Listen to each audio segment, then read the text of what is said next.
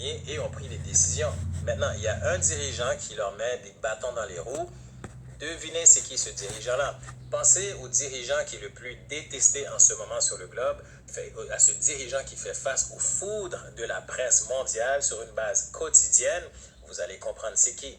C'est Donald Trump. J'ai rien de particulier pour Donald Trump. Je ne suis pas un gars qui se verse dans la politique, mais je vais vous faire comprendre quelque chose.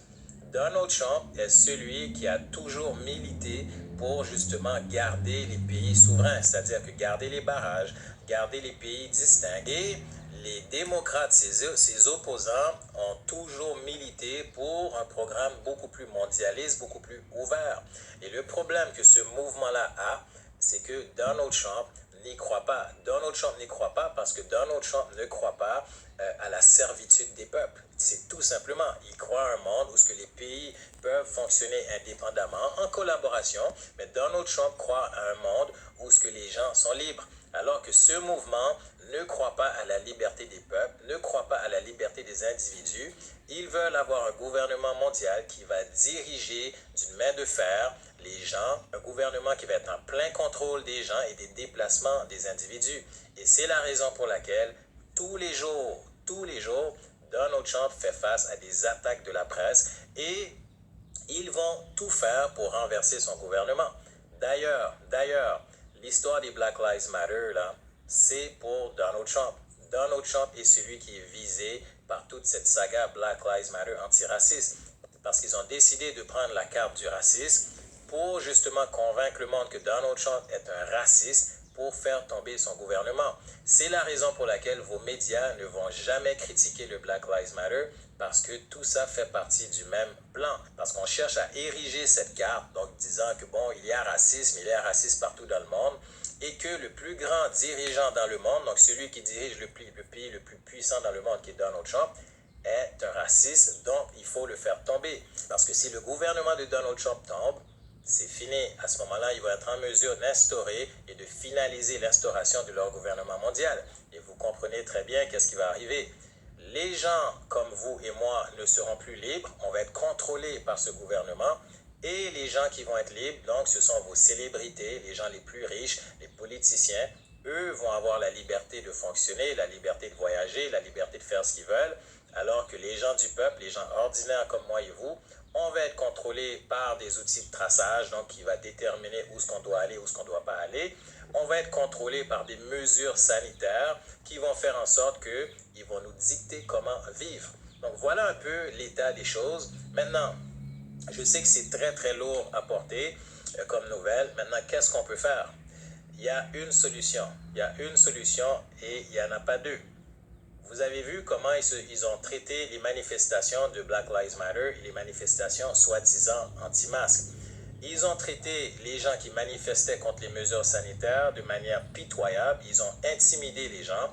Ils ont traité les gens de complotistes. Ils ont dit qu'on ne respectait pas les règles sanitaires. Alors que pour les manifestations du Black Lives Matter, là où il y avait violence, ils n'ont rien dit. Ils ont presque encouragé la chose. La solution à l'énigme du coronavirus et donc justement cette énigme de gouvernement mondial, il faut les emmener en justice et leur demander de nous expliquer pourquoi ils ont traité les manifestations soi-disant anti-masques de cette façon-là, de manière pitoyable, et pourquoi ils ont encouragé presque la violence qui a sévi dans les manifestations du Black Lives Matter, dans les manifestations antiracistes. J'ai rien contre les manifestations antiracistes, sauf que là, on est dans une manipulation des peuples et les gens manipulent les données, les perceptions pour arriver à leur fin politique. Donc, en les mettant au pied du mur, ce qu'on va finir par voir, c'est qu'on va finir par découvrir que, effectivement, il y a eu des très grands conflits d'intérêts et je vous assure que certains vont craquer et vont révéler le programme qui se déroulait en arrière-scène. Donc, c'est beaucoup à porter.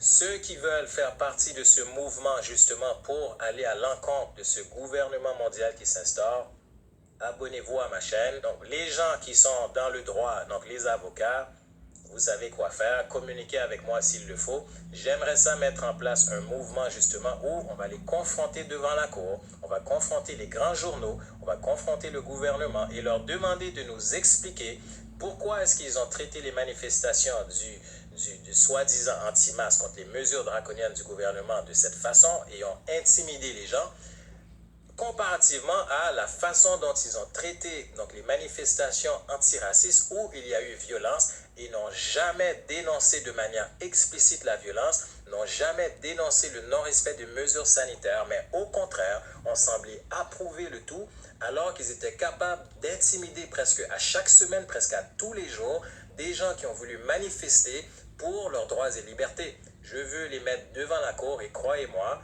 il y a des gens qui vont craquer, croyez-moi, ça va shaker la baraque. Je sais que c'est une nouvelle extrêmement difficile à porter. Certains d'entre vous, votre monde vient de changer, mais malheureusement, je n'avais pas le choix, je devais vous dire la vérité telle qu'elle est.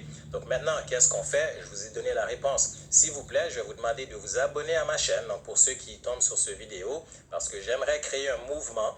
Et vous comprenez qu'à 20 000 abonnés, si je veux partir un mouvement, à 20 000 abonnés, je suis qu'un petit complotiste. Alors qu'à 500 000 abonnés, 500 000 Québécois qui sont abonnés à ma chaîne et qu'on décide de partir un mouvement et d'aller devant la cour, je vous garantis que là, on ne sera plus des complotistes. Là, ça devient très, très sérieux. Donc, je vous invite à partager cette vidéo avec les membres de votre famille et vos amis et à les demander de s'inscrire à ma chaîne parce que là, les choses vont commencer à bouger. Il faut que les choses changent.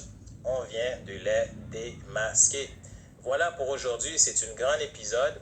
Merci pour le support, merci pour vos dons. Donc pour ceux-là qui m'aident justement là, à faire vivre cette chaîne, parce que sans vos dons, on ne pourrait pas faire progresser cette chaîne. Et aussi, un grand merci à ceux qui partagent mes capsules. Et cette capsule-là, il faut la partager parce que là, on vient de les démasquer. Écoutez, merci pour tout ce que vous avez fait pour moi. On vient